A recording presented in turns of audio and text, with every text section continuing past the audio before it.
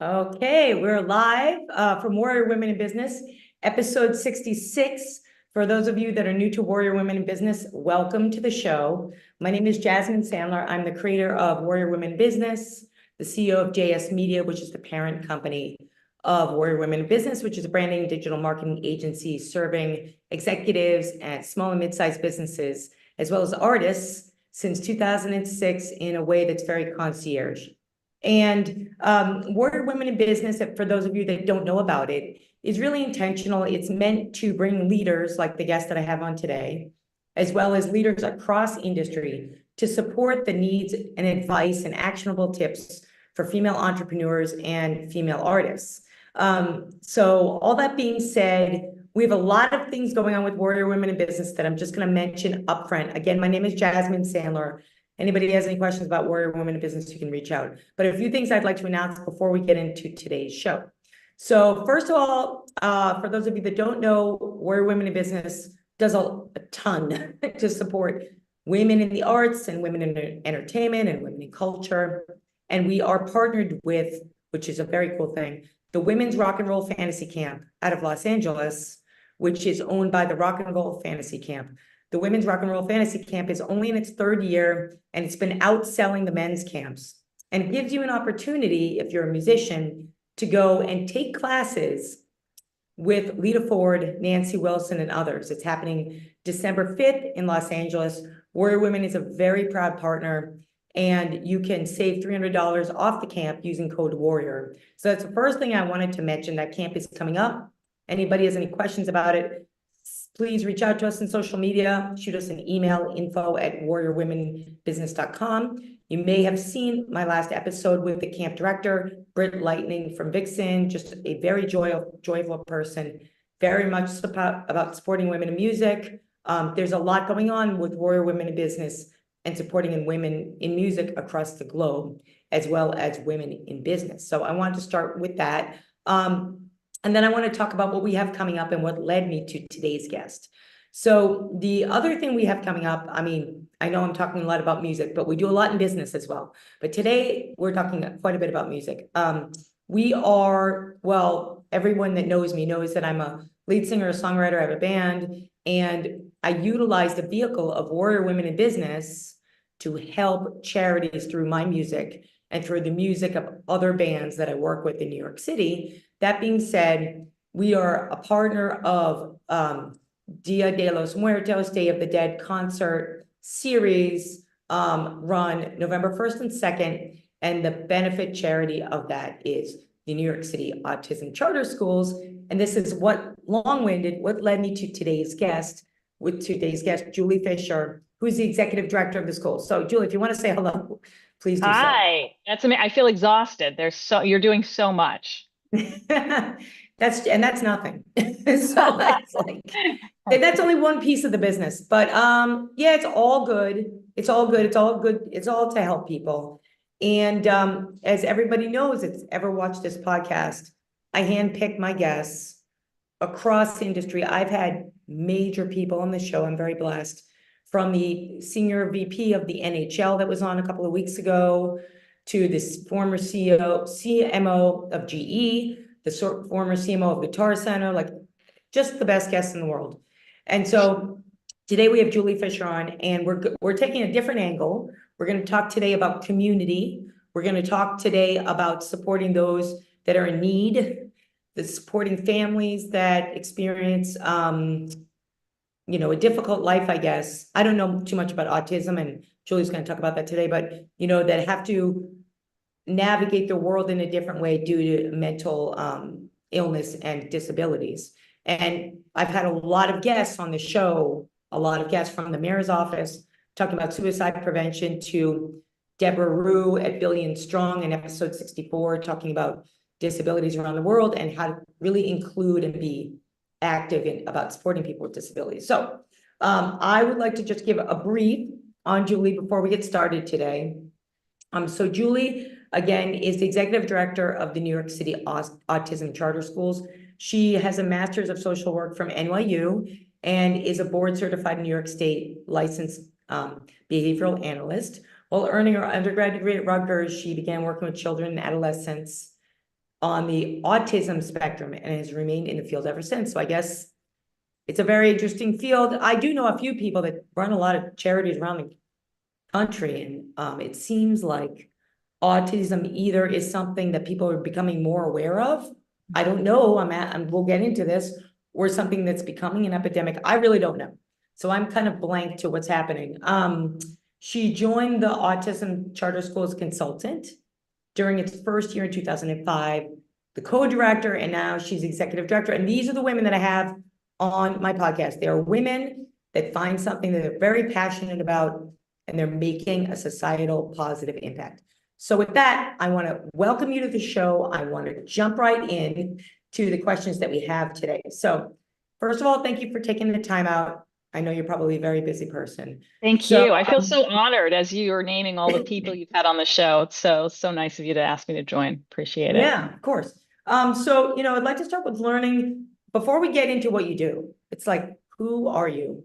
And who are you? What are some of the things that, a lot of what we do in the show is we're helping entrepreneurs and even executives kind of learn from each other. This is about collaboration. So, in your growing up, in developing your career, tell us a little bit about what led you here, not to be cliche, but, what is it that got your interest to kind of lead you down the behavioral path, which I know could probably be a very difficult one. So talk to us a little bit about that if you could. Yeah.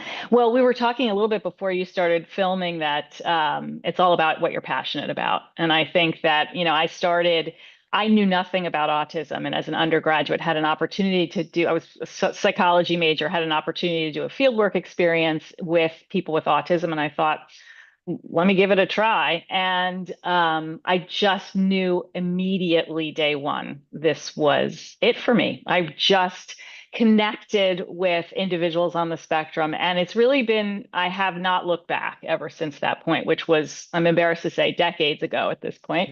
And I think that's really the key, is really finding something that you're passionate about. I had a friend who visited our schools recently, and when you come in, our schools are designed to serve kids that are on the more profoundly affected end of the autism spectrum. And I can talk about autism in a sec, but, you will always be struck by the joy and happiness in our environment. It's contagious. It's across staff and students. And so she was talking about that and just turned to me at one point and said, "Is this place your dream actualized?" And I thought, you know what? It absolutely is. And I feel so grateful that I get to work with the incredible people, the majority of them being women, truthfully. Education is sort of saturated with women. I'm just so grateful to the families, to the students. It is an absolute joy every day going to work and doing something that I love. And I feel like everyone should be striving for that. Agreed. That's wonderful. That's wonderful. It is about what's interesting is finding your passion while finding a purpose. I think that's the goal in life. So, really good for you. Yeah. Because it's not easy. And some people have to think about it a lot. Some people just know where to go. So yeah, I think I was lucky. I think both of those things kind of collided at the right moment. Yeah, that's wonderful. Okay. So let's talk about, so this is Warrior Women in Business. Today I'm in a different office. I feel like I'm constantly flying around. So I don't have my Warrior Women behind me today, but we talk a lot about heroes. So do you have any heroes, whether it's in business, in the health field, in the New York City community, that you've looked at and said, that's someone that really inspires me? Yeah. I have a ton of heroes, to be honest. And I feel like I find more and more every single day. And I'm very lucky, again, to be in these different worlds. I'm in a world of autism educators. I'm also in a world of charter school leaders. We are the first and only two public charter schools in all of New York State dedicated to kids on the autism spectrum. So I'm in this world with other charter school leaders who aren't necessarily serving kids with autism, but educating kids more broadly. And there is, not a day that goes by that I don't see someone who is inspiring me. And I think that's a really important mindset, truthfully. I think if you get to a place where you lock in and say, I know everything and there's not more to learn from people, or there's not more inspiration to seek, then you need to find another path. But I really, some of the people that really stand out, there were some folks early on in my career in the world of autism education who I still to this day look to as, mentors and folks that really inspired the path that I'm on. I'm going to be honest. I think that I look at a lot of our families and I get a tremendous amount of inspiration from them, particularly moms, because you put a challenge in front of a mom, they're going to figure out a way to do it. And our school is actually founded by two moms, both of whom I'm still very close with, one of whom still serves on our board. And I mean, watching the process that they went through to get this school open, that they go through every day advocating for their kids, and that all of our families go through every day at different points, more of a struggle than others, but that I find incredibly inspiring, and it's what gets me out of bed every day. Yeah. And it's not easy. So I understand that is a hero. That's a human hero. So it makes a lot of sense. Thanks for sharing that. I mean, the school sounds amazing, honestly. Well, I'm pretty proud of it. I mean, we are, and I'll go back a little because you mentioned that you don't know much about autism. Autism is interesting in that it is a developmental disorder. It's diagnosed behaviorally. So it's just, manifesting a group of symptoms that leads to this label. And is it found? When is it found? Is it something that's found later? It's typically now diagnosed younger, at least for some people. There are a lot of early signs that can be detected as early as, 14 months. Usually I would say most children get a diagnosis by about 2.5 or so, but it can come later. And you hear stories of people, adults, who are just coming to this diagnosis at a later stage in their life. And I think that speaks to the spectrum that autism is. So, we say in our field, if you've met one autistic person, you've met one autistic person, because people are so different, even if they share that label, diagnosis, identity. And that's the other thing is I think, there are a lot of different feelings and opinions amongst folks in the autism community about what autism is. Many would say it is not a disorder, that it is an identity. And, I think it's important that we hear from all of the voices of folks who are on the spectrum and family members and all of that. But, our schools are really designed to serve kids on the more profoundly affected end of the spectrum. So that means that, our school day looks very, very different, because the things that are important for our kids to learn are often not the more traditional academics. They need to learn how to take care of themselves, how to be independent, how to do sort of, basic things that you and I probably all take for granted. And that can lead to lots of struggles at home. So many of our families, their worlds end up being quite small, because it's really hard to take their kid for a haircut, go to a restaurant, get a doctor's visit. All of those things are stressful and require sometimes multiple people and lots of tears. And so we work on getting kids to be able to tolerate things like that, to eat more than just one food. All of those things we're addressing at our school, which is a very different kind of school experience. Yeah, absolutely. Sounds like a home/school experience. A little bit. Yeah. And we work very closely with parents, because we know autism doesn't stop at 2:30 when we dismiss our kids. Families are dealing with lots of different kinds of challenges at home, and we really want to help support them. So how does it differ from other behavioral issues?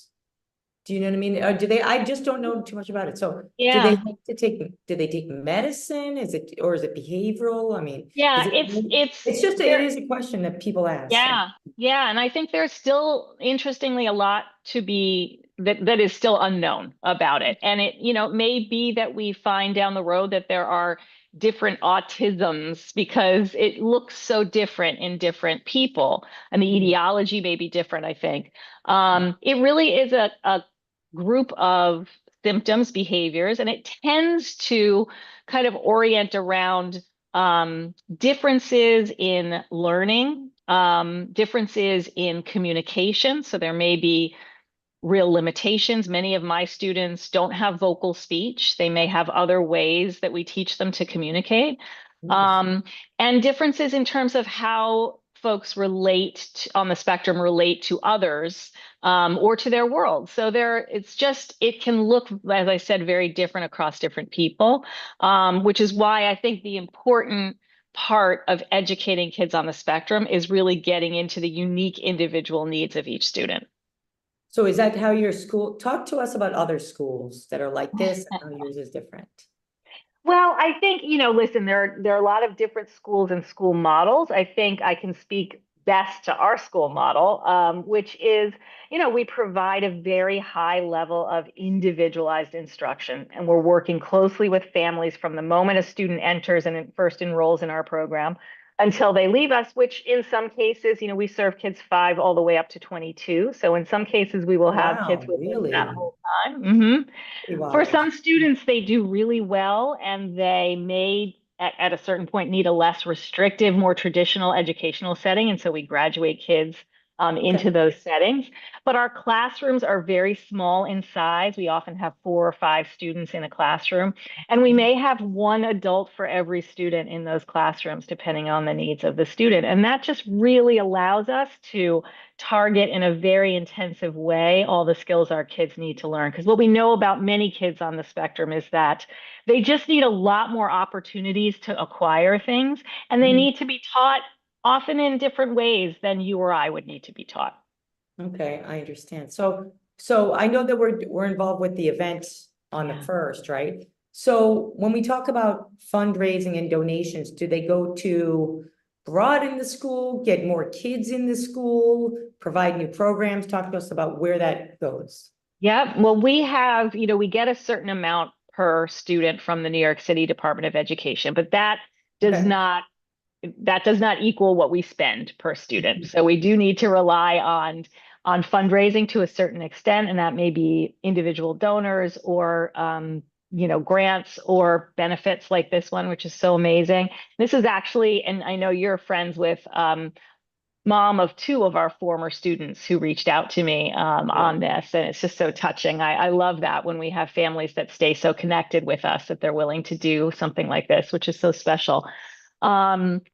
But, we have a deficit. We need to make up dollars. And, some of the money some of the programming that's so important to us, but might be seen as extras that would be cut if we didn't have the funding that we have, I see. are arts and enrichment kinds of activities. All of Yeah. our students get piano instruction. We actually do an incredible holiday piano recital. Every single student performs. That may mean 1 or 2 notes for some students. It may be whole pieces for others. But we celebrate whatever they can do. And it's been an incredible door for some of our students who have really taken to it. Similarly, we have a photography program. We have baseball instruction. So there are a lot of those kinds of opportunities that we see as really important to expose our kids to, so that, we get a better sense of who they are and what they like. And as kids get older, we also get them out into the community, because we know that's, again, our tagline is creating possibilities. We want to create as many possibilities for kids after they leave us as possible. Yeah, and so we want to course. get them ready by learning how to navigate, being in a restaurant, in a grocery store. We get them in a fitness center and working out at a gym with other people. And then at 16, they do some work internships. So we have incredible partnerships with different organizations, companies, other schools, where we actually will place kids with the support of our staff to learn how to be at work and learn job skills. That's phenomenal. That's really phenomenal. I think that, a lot of our partners need to know about that. So I didn't know that. I'm happy to share that. Okay, so let's talk about on the podcast, I handpick. So, and we talk about leaders. We talk about leaders supporting each other. We talk about, the place and the purpose of a leader. And I think you're in a very interesting and unique position as a leader, supporting, I think, not only the community, but also you mentioned a few times the families and moms, right? So talk to us a little bit about what leadership means to you particularly, and in supporting other leaders in the community around what you do. Yeah. I mean, I feel like leadership is so much about relationship building and about the connections you make with other people. And that has always been a priority for me as a leader, and one that I have tried to disseminate as I've brought new leaders into the fold. I mean, it's funny because when I first started working with kids, that was my everything. I loved being in the chair across from a student and helping them learn. And as you know, when you progress in any field, you sort of end up doing less of that and more of getting other people to be able to do That's that. right. Yes. And Yep. the moment of sort of tension of that for me, as there probably are with everyone as they step into those new roles, but I've really now grown to appreciate how much I can affect the next layer of leaders. And Yes. again, I have some just incredible women on my leadership team, heads of school, clinical supervisors who've been with us for years. My heads of school have been, I mean, one of my heads of school was started as an intern and worked in just about every position in our organization. That's a Um, wonderful story. and I think Really. it's so important to always be thinking about what is next and who Mhm. is next and how can I help support them so that the organization is strong and resilient. So Yeah, that's always been my focus. I love that. So if there are families that have children with autism, or you mentioned adults, which again I didn't know too much. So, how do they normally go about finding your school? How does that? Yeah. Yep. Well, we are, the autism community is an interesting one. So it's a small network, and I think people tend to find each other. And so I would say the majority of families have come to us kind of through word of mouth. We are a public charter school, which means that we enroll students by a lottery. So there's an application period every year. You apply, and then there's a lottery that's conducted, and we pull in for any empty seats and keep a wait list for that whole year. And then we do a new lottery the next year. So it's sort of this random process. Oh, I see. Yep. All the information, applications become available on January 1st of every year on our website, which I know you said you're going to link, right? But yeah, So in the show notes, we'll have it. any resources that you feel that, anyone out there that has Yep. a family member with autism in New York City can benefit from, please Yep. share them. I'll put them in the show notes. Yes. Yeah, that's great.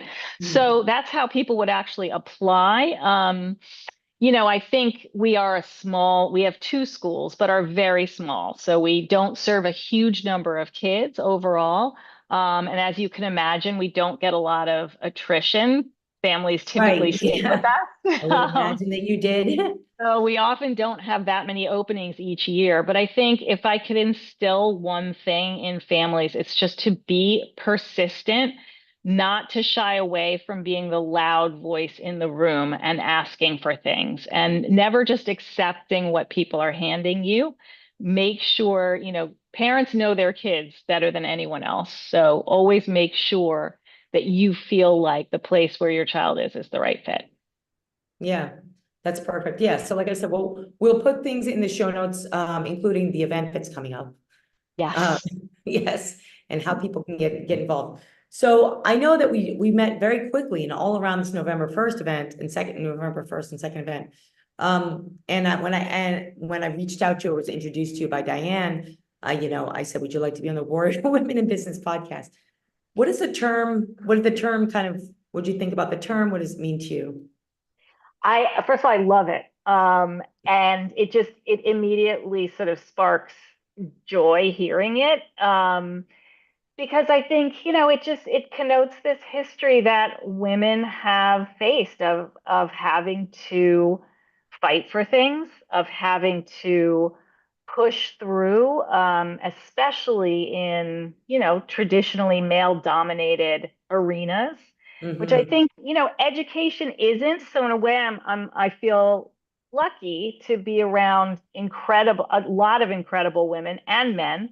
Mm-hmm. Um, but there's still there is always connection to other traditionally male-dominated arenas, and I Of think course. we've had to fight hard to get where we are, and we're still fighting. And so I just think it is a great what you're doing is a great way of honoring that. Thank you. And I wonder about women that might be listening in, or maybe even men that are listening in, because we're talking about education, New York City education system. For those that are interested in either being involved in the education system, getting a job, or maybe even volunteering at your school, anything that you want to share around that? Yeah. I mean, I think that there is a lot of need in the autism arena. I mean, the incidence has gone up, as you referenced, drastically. When I first started in the field, I think the numbers were one or two in 10,000, and now it's more like one in 40. Really? And Yeah. so, yeah, and I think, you asked the question earlier, like, why is that? What's going on? I do think that there is greater awareness. There's less hesitancy to diagnose. I think when I first started, again, it was sort of Yeah. seen as, a life sentence and, and would Yeah. lead to I get it. institutionalization or something I like get it. that. I get it. Yeah. Now people know a lot more and know that there are incredibly positive outcomes, and that that awareness, I think, and that push by parents, because it's really been families that have pushed the envelope on every front in I the can autism, imagine. Mhm. that it actually is in some cases helpful to get a diagnosis, because it opens the door to access services at a young age that will really be helpful. So I think that there is just a greater number, and so therefore there are a lot of opportunities to work with individuals on the spectrum all along the continuum. When I first started, I was primarily focused on newly diagnosed toddlers. I started one of Oh, the geez. first things that I did was to start an outreach program that's part of another existing school. And it's so funny because when you were asking about, who are my heroes, I was thinking back to those days. Sometimes when you're young, you just ha have what my grandmother would have called chutzpah. Like, I just And of course. pitched this program. Not even, I feel like now I would be so embarrassed to do so, but I pitched this program, and the women who led this school were so, I don't know, they saw something in me, and I was able to start this outreach program where we worked in home with newly diagnosed toddlers. And so all the way from early intervention up through school, through education, and certainly beyond. I mean, a lot of the students that we serve will require some level of support for the rest of their lives. That Yeah. may mean support in the workspace. It may mean support on the home front in, sort of living arrangements. Mhm. But there is a great need, and as a result, a lot of opportunities, I think. So, for working in schools like mine, I think most of the people who have come into my school and who are staying and sort of moving up with us is those folks are really looking at special education or applied behavior analysis. So those are kind of the two tracks that people tend to follow. But there are just so many options at this point for a whole host of different types of careers in the world of autism. Yeah, and I wonder whether, because you were talking about, what was interesting to me is that you were talking about that initially, when it wasn't where it weren't there weren't so much awareness around it, that it was considered a life sentence. So I wonder now, does that change how the special education classes in general schools, does that change how those are treated and how you work with those schools? Yeah, I mean, the whole awareness of autism, acceptance, understanding, it has changed so dramatically Mm. over the last decade for sure. Where again, I think we see the range of individuals who have that diagnosis, identity. We see all that individuals on the spectrum are capable of, how much they add given some of their unique strengths and gifts and talents. And I just think it was such a narrow lens earlier on. And, Right. It's you just a know, label. yeah, and we Mhm. really see, how much people on the spectrum can contribute, and not just on the sort of higher end of the spectrum. I know a lot of times, there's sort of focus on that. Mhm. But I look at some of our students who, again, would be considered more severely affected, who Mhm. are doing incredible things, who have, a taskmaster mindset and Oh maybe boy, it's less perfect. interested in chit-chatting at the water cooler, right? They just want to focus and get their tasks They done. should be warrior women in business, those kids. Exactly, exactly. And interestingly that you say that, I think, like I mentioned, parents are on the frontier of starting every next new thing. And a lot of Yeah, what moms and dads are focused on now is like businesses. Like, where can I set something up so that I makes sense know to that me. my child and other people on the spectrum will have an understanding, accepting place to go work where they can be Awesome. productive and contribute meaningfully. So it's great. I love it. That's really exciting. Okay, so I know we only have a couple of minutes left. So, anything else that you want to share, resources, anything coming up besides obviously our event, which I'm going to talk about a little bit? Yeah, well, one of the things that's exciting about the fact that this event is happening this year is we're heading into our 20th anniversary. This is our Congrats. 20th year, which is amazing. So we're sort Congrats. of All right, because it's 20, you said I said 2005. yeah. Wow, very cool. I love it. So we're sort of weaving the 20th anniversary into everything that we do. One of our big, we're a small nonprofit, two schools located in East Harlem and the South Bronx, and those are the communities that we serve. And so what we do every year, one of our biggest fundraising drives is Giving Tuesday, which you may be familiar with, is Oh, sort of yeah, yeah, the yeah, yeah. Of day course. of giving back. Yeah. Um, After Thanksgiving. And that's going to be a big push for us. So if you are interested in helping to support us, Is that a physical event? no, but we post like crazy. And I know Yeah. you're going to be on, giving out our all of our Yeah. links Mhm. and it would Good. just be great to have support from folks. We are also a really great resource in terms of, if families or others are interested in learning more about autism, you can always feel free to reach out to us as well. Wonderful, wonderful. Yeah, well, I'll share that information too. That's really, Great. that's great. Okay, so I think we're nearing the end. This has been a quick but extremely informative. Like extreme, I knew nothing about autism. Now I feel like I'm gonna be an expert. No, I'm really happy Well, you to should learn more come about it. I visit. mean, I think it's all about awareness, Yeah, right? you should come visit, and I I would want you to love come to. see our piano recital too. I think you'd really enjoy that. Oh my God, don't get me near a piano. You can't take me off. So.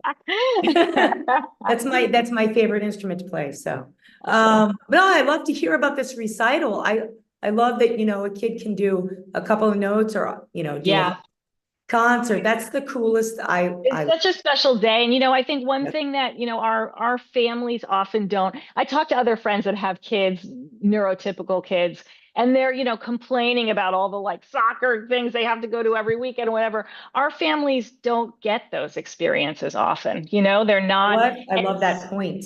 yeah, and so to have this celebration and a real recital where kids dress up and they So perform and exciting. parents hear their child applauded for in that way, it's really special. Oh, that's so, so exciting. Yes, of course, I would love to. Thank you for the invite. Okay, so with all of this being said, the event is Dia de los Muertos. I am singing in Spanish that day. My first Amazing. time ever singing a full song in Spanish. So I'm very excited. I've been working every Great. day. So I'm very excited about it. And it's a really important cause. Not only that, it's so fun. I mean, there is no better place to be in the entire universe than New York City on Halloween weekend. None. That's for sure. So so the event is at Area 140 Bar. It is 140 First Avenue. We'll put this in the show notes. It's super easy to get to. We're doing Sugar Skull face paintings. It's going to be, the bands are incredible. The support is incredible. Very, very happy that Diane is putting this on and we're lucky to be a part of it. She's incredible. Awesome. Shout out to her An for sure. awesome thing that she's doing out of the kindness of her heart. So bless her. And yeah, so everybody is invited to come. I think the tickets are going on sale like this week. It's $15, whatever. You know, we are really trying to help underserved markets. So please give back in families. And I got to tell you, Julie, once I put this podcast out, I had people that I haven't talked to in years reach out to me and say, "Oh, I have a kid with autism," and I'm like, "Oh." And literally all week, I've been having phone calls with people in my different business networks. I'm like, you know, I'm playing a show because they always want to know about my music. I'm happy to have them come. So I say, just get your earplugs and show up. But I told them about your school, and all of them are like wildly sharing it because they know families affected. Oh, great. So Thank you so this is much. something, it's all new to me. And I just see the community embracement. It's so cool. Yeah. You know, so that's November 1st and 2nd. We'll share that in the show notes. There's an event up. We'll send the link to that. Again, I want to thank Julie so much for taking the time out and being so enjoyable and fun and informational. Just an easy, breezy guest. And again, really important, Women's Rock and Roll Fantasy Camp. I'm leading a master class there, and I'm going to be talking about, which I do at NAMM and other music industry groups and education. I'm talking about artist business development. One of my missions in life is to help artists of all flavors and colors and shapes and sizes monetize and build careers, because I don't like the term struggling artist. And so I'm going to be talking about how not struggle, and I'll be in there with Lita Ford and Nancy Wilson and these amazing people. So please, if you are a musician, beginner, advanced, pro, it doesn't matter. I would love to hang out with you in Los Angeles. $300 off the camp. It's going to be awesome. So that information is in the show notes. It's all over the web. It's crazy. It's really fun. A lot of music happening. This is the fall of fun. Giving Tuesday. We're gonna put that in the show notes. And then the last thing I'd like to mention before I sign off from episode 66 is episode 67, which is coming up November 4th, with a woman who's like, oh my God, amazing. Her name is Andrea Catano, and she's a former securities lawyer. She's like a bigwig, and she runs a show called Unblinded, and it's a TV show. And I don't know why she asked me to be on it, but I was on it, and I've never had so much fun. So she gets together all these business leaders, and we kind of like chat about like what's happening in the news, and we on the spot help each other get through business issues. I mean, I personally, I'm a business nerd, so I loved it. So she's going to be on talking about professional development for entrepreneurs. So that's an important podcast for all the female warrior women entrepreneurs. That's at 3 p.m. Eastern, November 4th. So that's episode 67. But we have a lot going on with warrior women in business. I hope that everybody supports Julie, her amazing cause, and comes out and enjoys the music and the costumes. And you can wear a mask. We won't even know who you are. But please give to the school. Amazing. Thank you so much, Jasmine. This was really an honor, and I just so appreciate all that you're doing. Yeah, of course. No, I'm really happy that Diane connected us and is doing a great job with this event. And to all the families and women that have reached out to me and talked about the importance of what you're doing. It's just really nice to see the New York City community again coming together and supporting each other and having a leader that can make that happen. So all that being said, I want to thank everyone who joined us in social media. This will be edited within the next 48 hours. All the resources and all the information will be up on warriorwomenbusiness.com and all our social media channels. So please check that out. Again, thank you, Julie. Thank you. Meeting you in person, supporting the kids at the piano recital, and singing on November 1st and supporting your school. Amazing. Thank you so much.